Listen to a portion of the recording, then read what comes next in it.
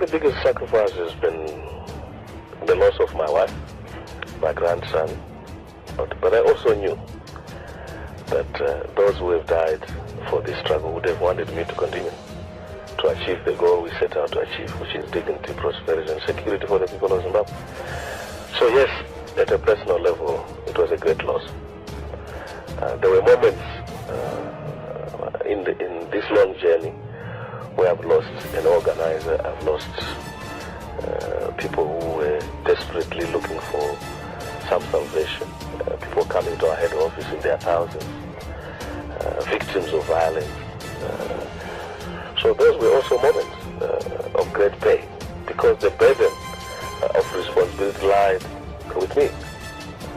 What do we do to all those people who were desperate and looking for salvation, looking for solutions? Some of the solutions which were not there and imminent. There were moments where we felt we were helpless. Because remember that our struggle has been a peaceful struggle. It is not about armed conflict. So we were faced to confront people who were using violence as an instrument. And we were using nothing but the will of the people.